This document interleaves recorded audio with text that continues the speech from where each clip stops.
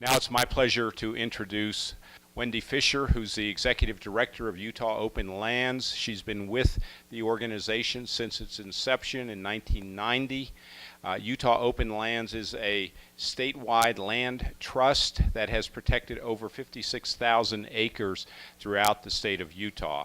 Most recently, the organization successfully raised $250,000 to ensure the preservation of over 781 acres known as Toll Canyon. I can also speak from personal experience as to the good works of her organization, since they've been critical to protecting several key parcels in Immigration Canyon, which happens to be where both myself and Nancy live, and we enjoy taking advantage of them, hiking and otherwise. Wendy's served on various legislative task forces that have looked at agricultural, trail, and open space preservation. Her board service includes Envision Utah, the North Fork Preservation Alliance, and Vital Ground. She has won, along with Utah Open Lands, the Utah Botanical Center's Environmental Stewardship Award in 2010.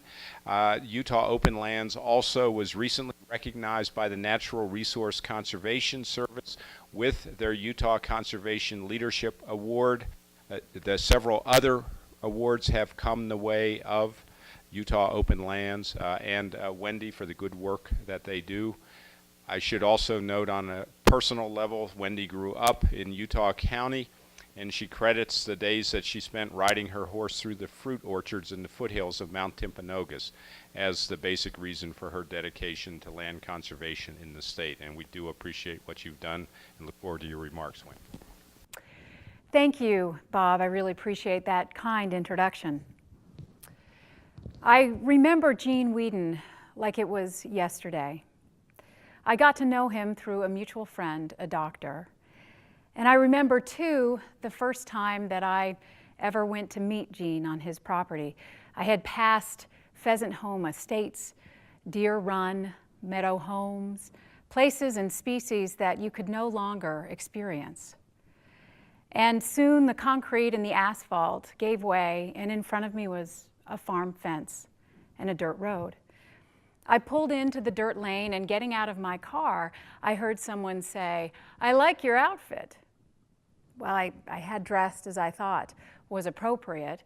I'd even ironed a button-down shirt, and of course, growing up riding horses, I had donned my cowboy boots. Black jeans completed the outfit. It turns out the outfit that Mr. Whedon was talking about was my Dodge pickup truck. Gene and John had regular Sunday dinners, and it was during this time that Gene had asked John about a way to preserve his property.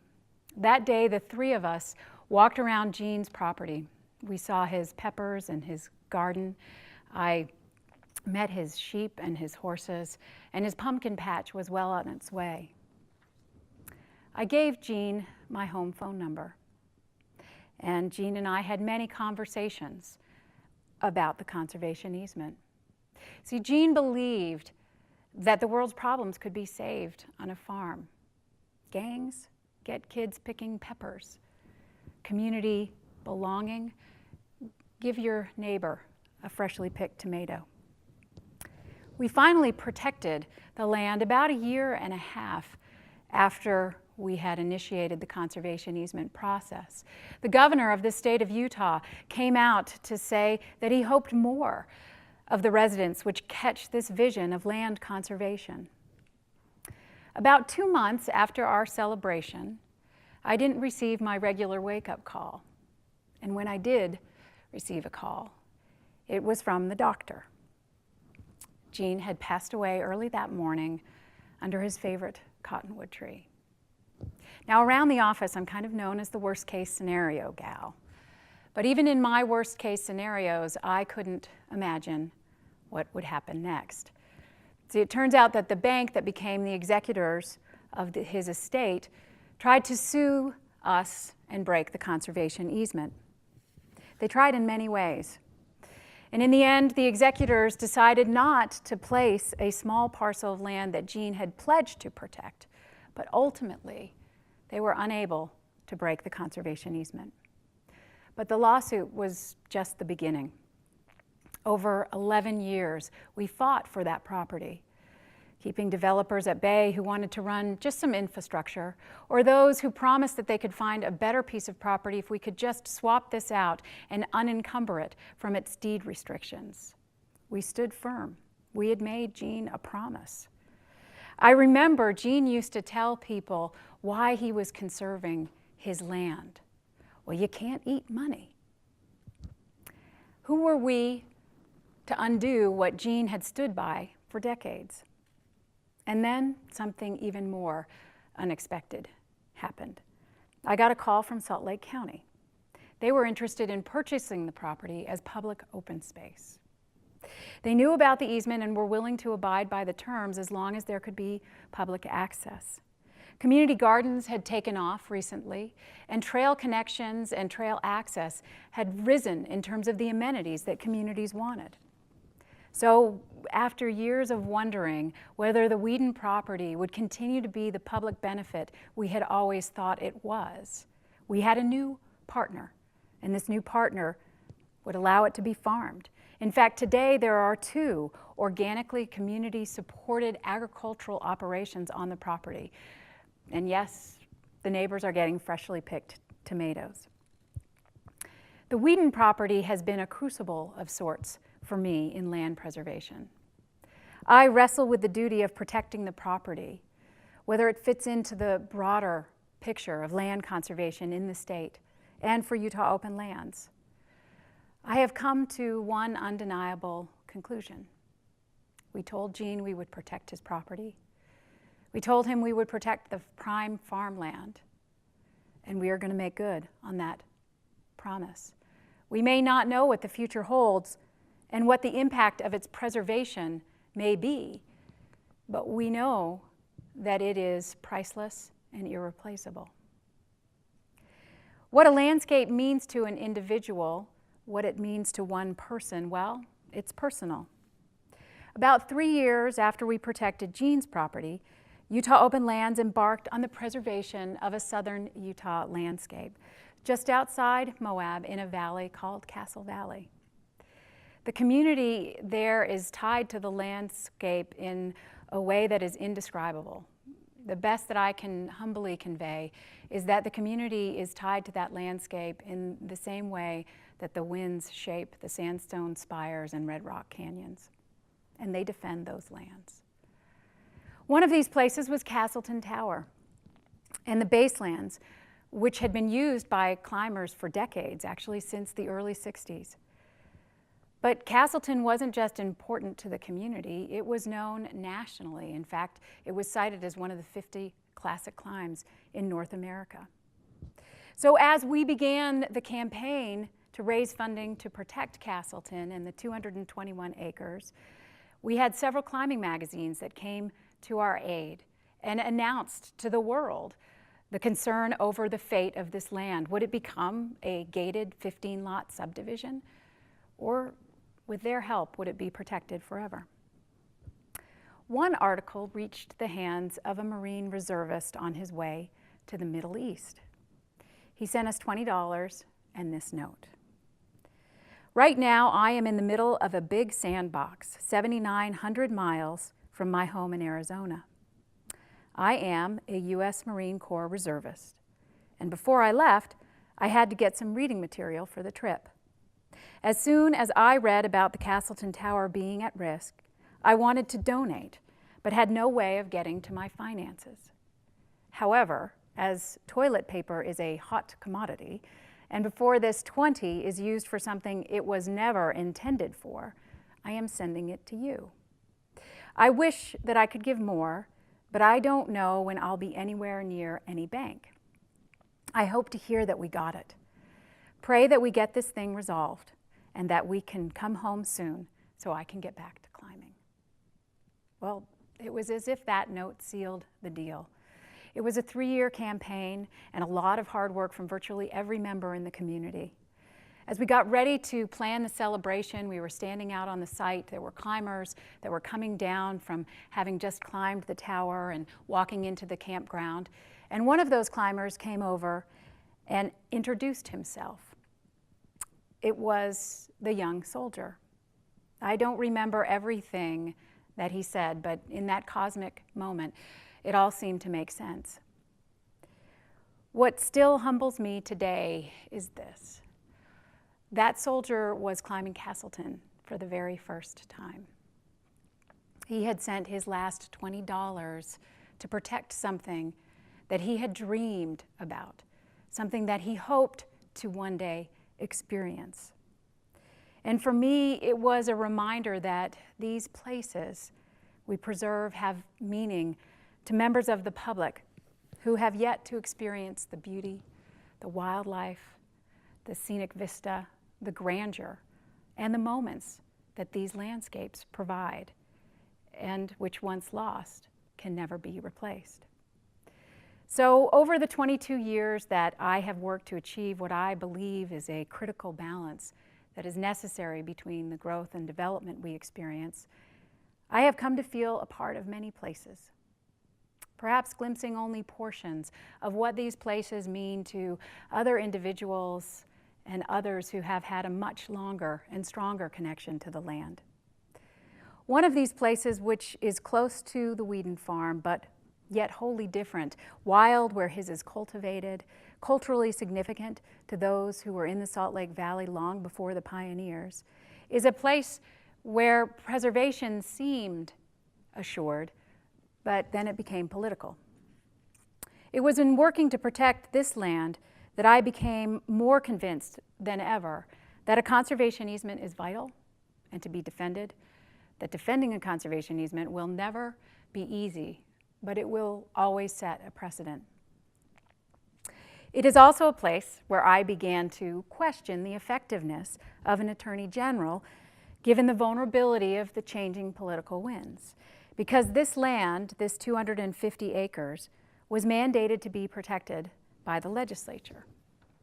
But 10 years passed, and a legislator representing a client's real estate interest worked to see the legislation passed to enable this land to be swapped out. This land is called the Galena-Sokani Preserve. I understand from my friend Rupert that Sokani, pronounced one way, means the land of many homes. And indeed, this land is. It is home to deer, fox, coyote, and avocet. It is a land where structures have been found dating back 3,000 years.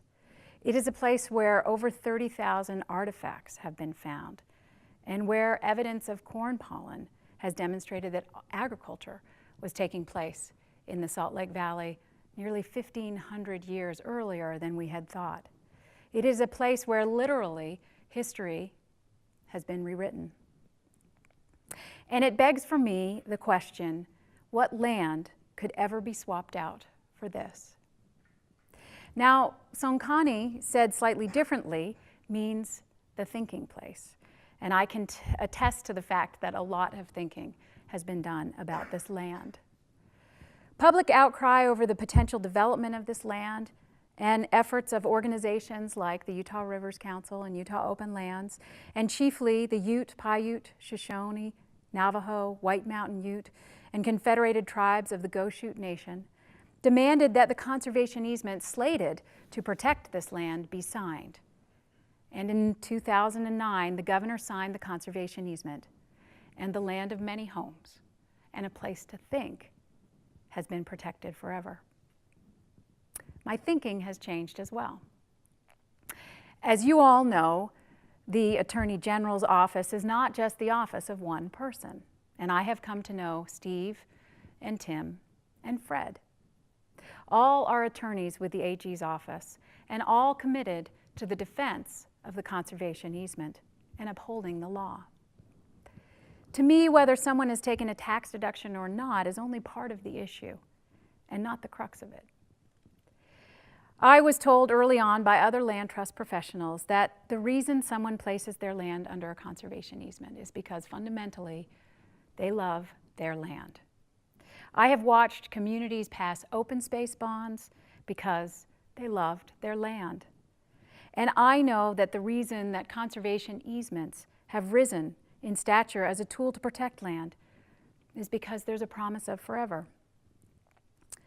From my perspective, open land will be the last frontier.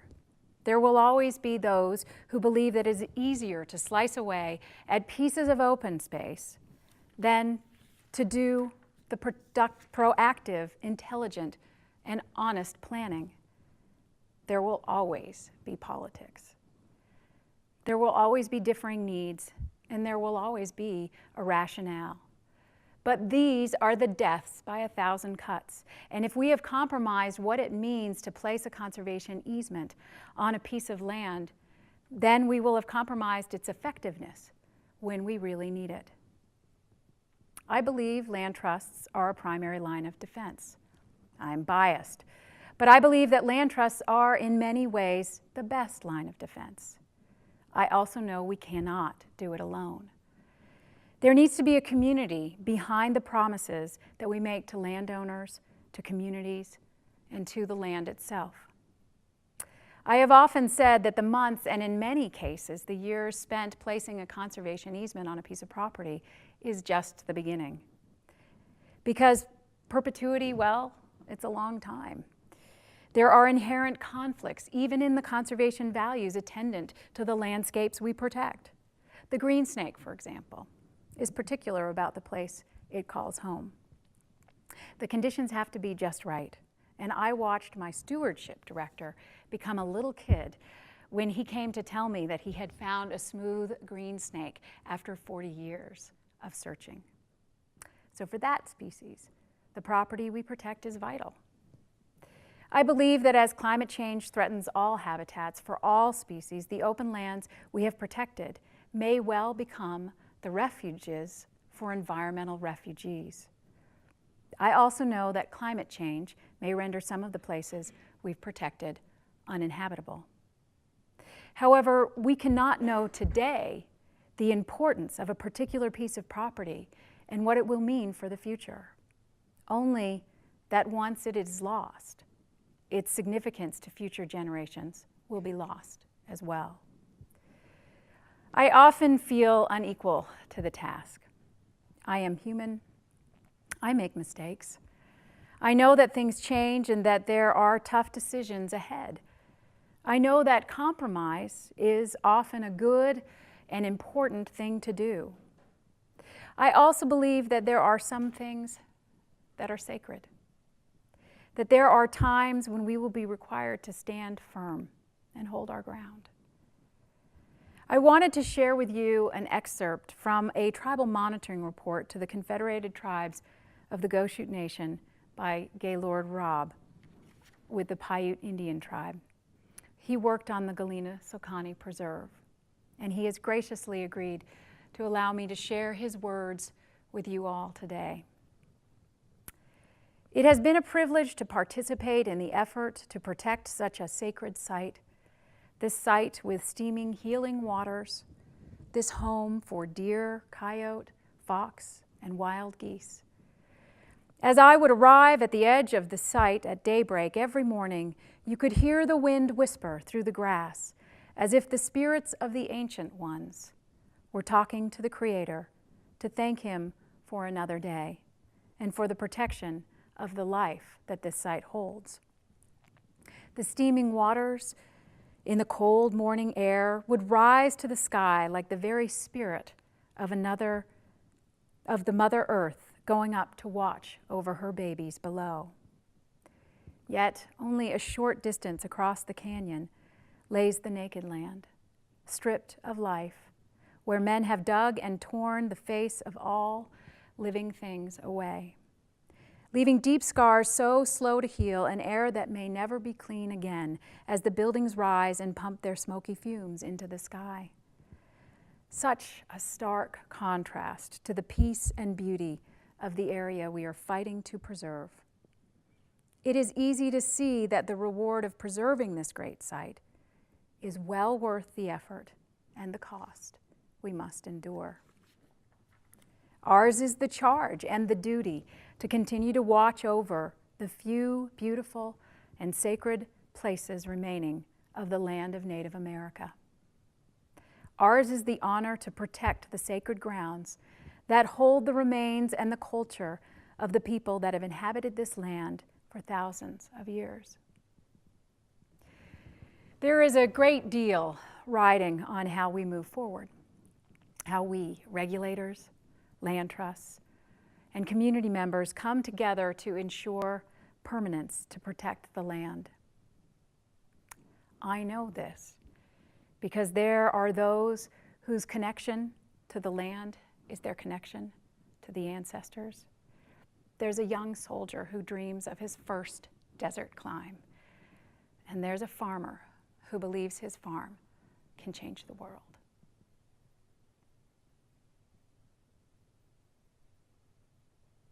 Thank you.